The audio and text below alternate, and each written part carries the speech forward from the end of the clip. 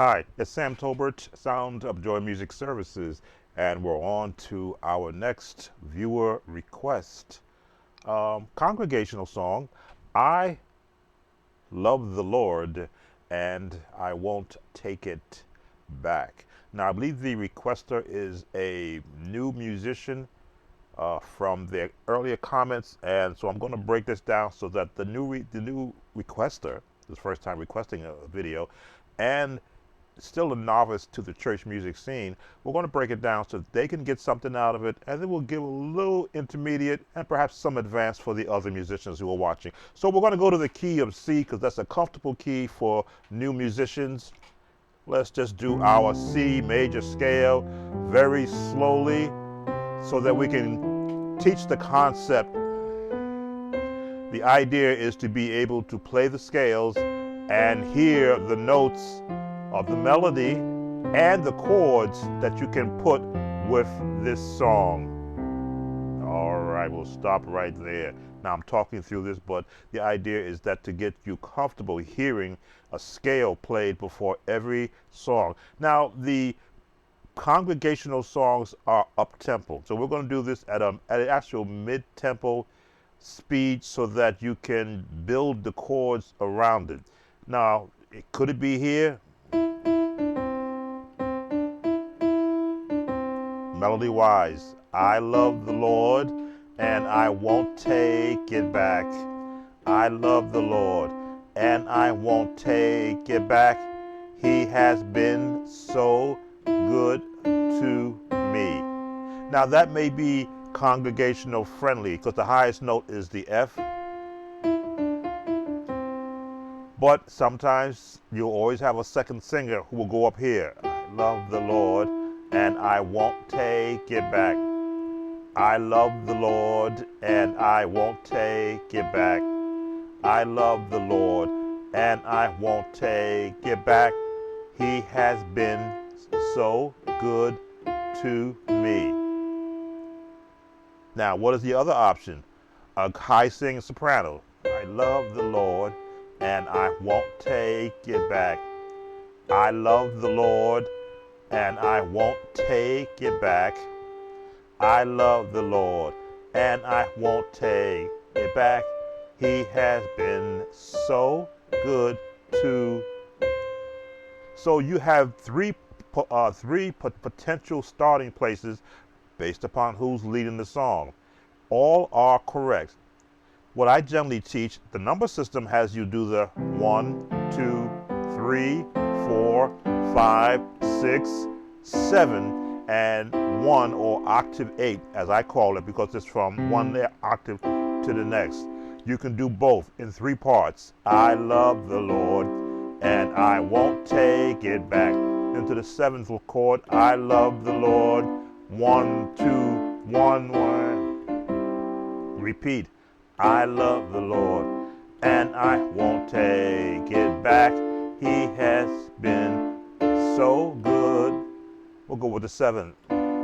Pretty sound.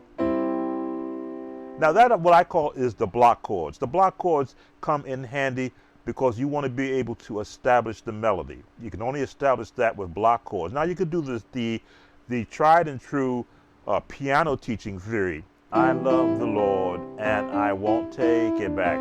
Then the 7th chord, or the 6th chord, no, 5. I love the Lord and I won't. I had a different chord I want to use. I love the Lord. The 2, I take it back. He has been so good to me. That is an acceptable way of doing it from a practice standpoint. But again, I always want to say you got to build the ground first. Till the ground and set your foundation before you begin to build on top of it. And I won't take it back. I love the Lord and I won't. All these chords are important. I love the Lord and I won't take it back. He has been so good to. The highest note.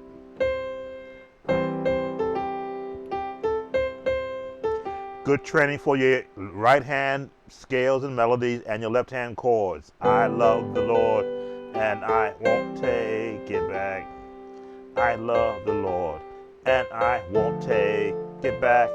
He has been so good to. Now, the right hand has the ability to play three-part harmony. We did it down here. But if you go up here, I love the Lord and I won't take it back. Then look for that chord that sounds pretty. It could be the G straight 5 or the G. Or you can put that 7th on there. I love the Lord and I won't take. I love the Lord and I won't take it back. He has been so good to. Now, as you can see, my fingers, my hands, right hand is forming each of these chords, which are in, all those chords and all those notes are in the major scale, which is why it's important to practice more than one octave. So let's take the lowest one and let's add a bottom to it.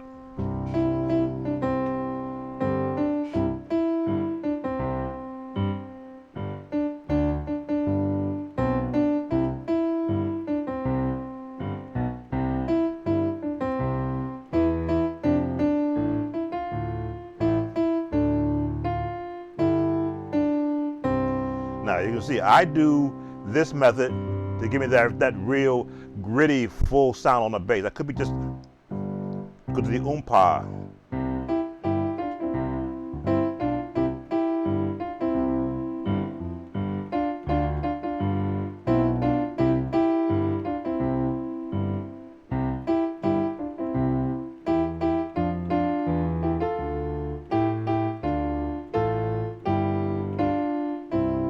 Now I just did two-part harmony there because that's something that I practiced. And as you can see, each of those notes are in the major scale. Now again, if you've taken any of my chord building series, you know that outside of the Nashville system, I have my own number system. 1, 2, 3, 4, 5, 6, 7, and I call this 8 because I love going from 8 to the higher number. With my chord system, it is more choir friendly. I love the Lord and I won't take it back. I love the Lord and I won't take. I love the Lord and I won't take it back. He has been so good. Higher.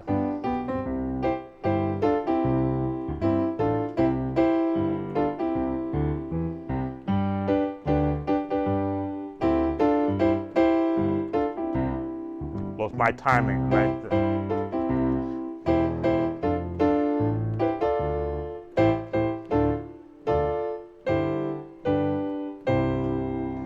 So any congregational song gives you the space to do melody, to do harmony, do three-part harmony, to do the different what I call passing chords and passing tones that will help bring out. Now, what's always good to have is a practice rhythm. I'm gonna slow it down to 90 beats per minute. I'm gonna slow it down to 85. Practice. I love the Lord and I.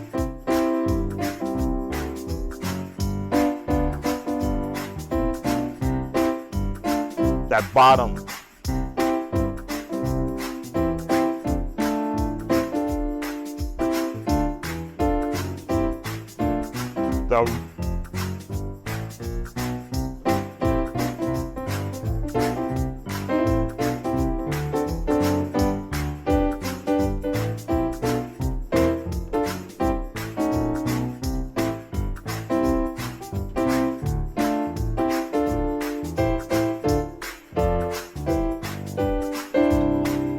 All right, getting a little ahead of myself.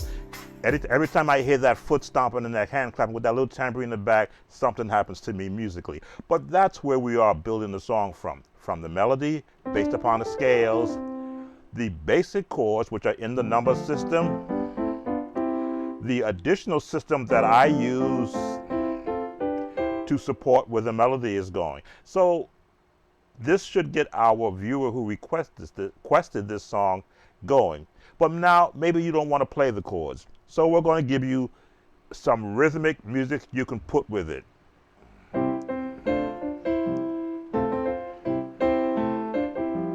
The 5, back in the 1, the 2,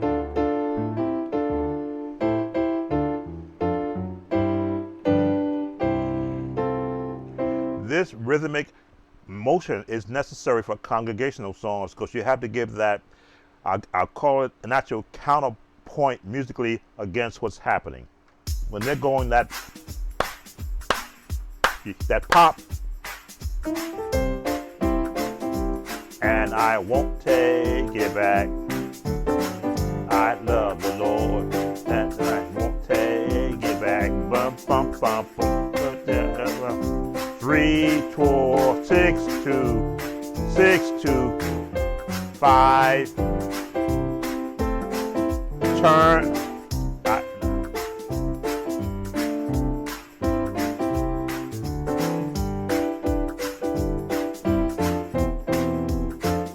Turn.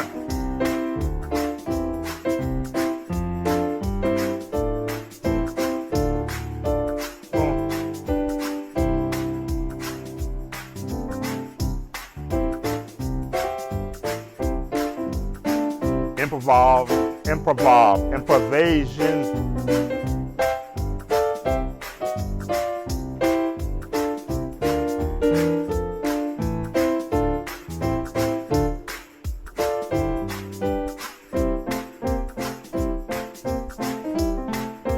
Bounce.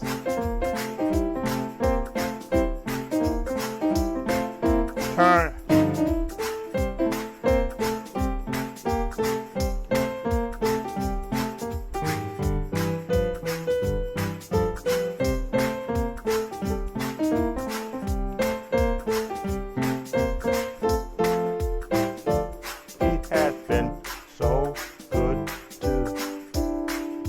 As you can see, you can begin to improv around, don't have to always be melody dependent, but for me, and what I instruct in is that the melody helps sets the course for what chords you want to pick. Now I threw a 7th in there, a dominant 7th chord in there, because that dominant 7th chord is going to take you to the 4. Dominant 7th chord will always take you to the 4. 1, 2, 3, 4. A dominant chord, 7th chord, will always take you to the 4, music-wise. So now we've got our viewer that requested the song, perhaps getting a little happier, playing in the key of C. I will always stress that you use every aspect of the notes that are in front of you from middle C from this range. Now, yes, I can go above out here, but not for I'll call it a beginner level musician. But now you should be a little more comfortable with the song. Now, so good is the next part of the song. So good, so good, so good, so good. So he so good to me. That's your dominant 7 comes in right there. So good, so good, so good. Boom. He has been so good. Now it depends upon who's singing the song. So good, so good, so good. He's been so good to me, so good, so good. He has been so good. Now you build your chords. So 4, 3, 2, 5, 1, 5, 1 with a 7, dominant 7. So good, so good. 6, 2, 5, 5. Now again, your left hand has got to be trained how to play chords. That's why you practice the chord system on your left hand at the same time you do with your right hand, so that you can switch off when needed. Stretch it out. So good. So good. So good. He has been so good. Could go there, or you can stay down here. So good. So good. This is the chord I use. He has been so good to me. With our tempo. So good. So good. So good. He has been so good. So good. So good. He has been so good. Now holding these chords, give me both so.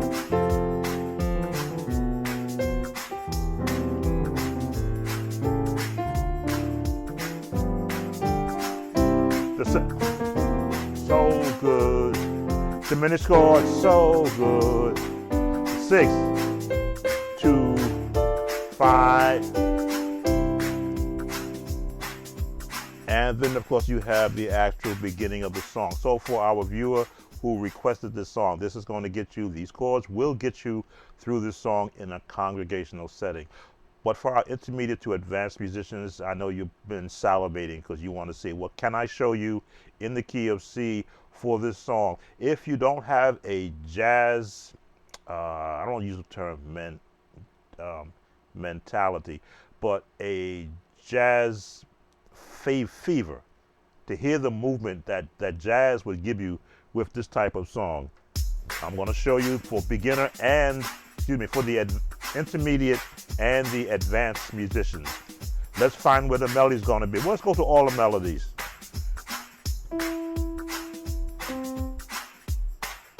Let me see. I love the Lord and he won't fail. I love the Lord.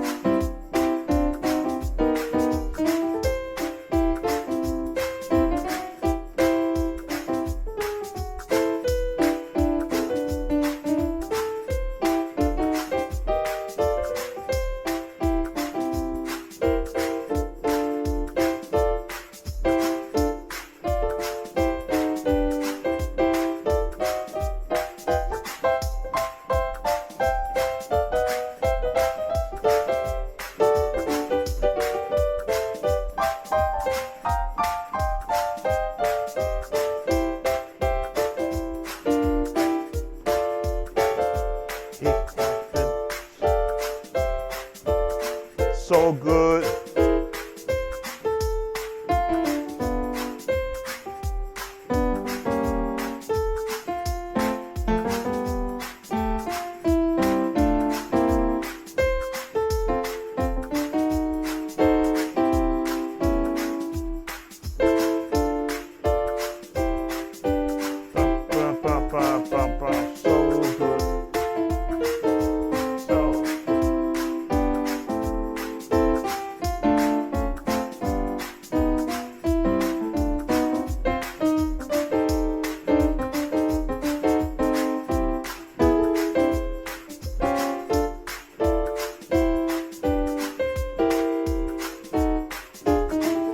So that is just the right hand.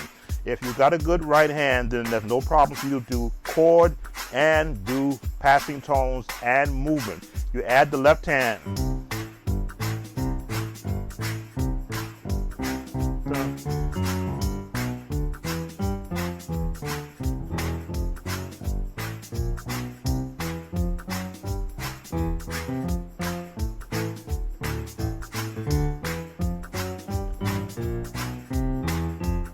Together.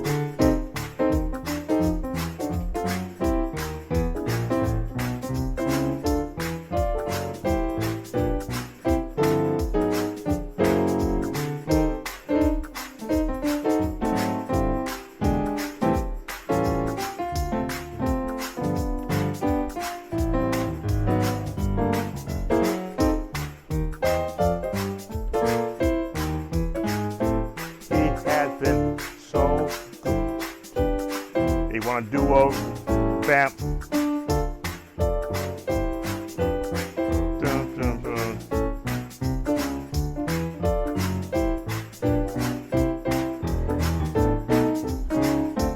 Dun, dun. Bum, bum, bum, bum, bum.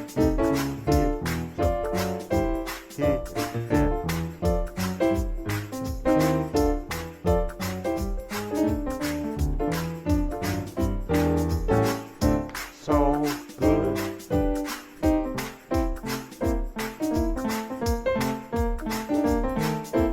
This is my bounce.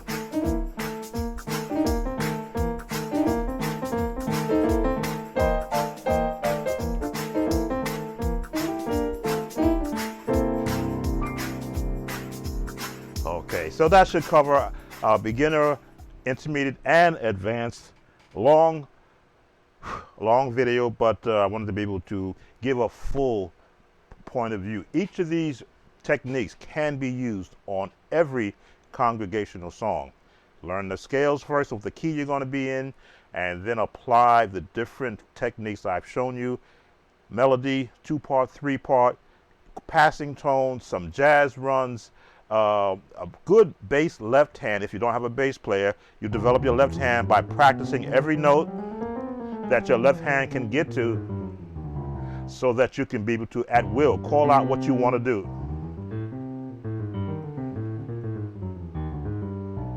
You will know where the notes are from practicing. Sam Tobin, Sound of Joy Music Services. As always, if you like the video, please give us a thumbs up. Subscribe if you're not a subscriber. Leave a comment and hit that notification bell, because we still got quite a few videos we haven't gotten to yet on the list. Take care now, and thank you for your viewing support. Take care.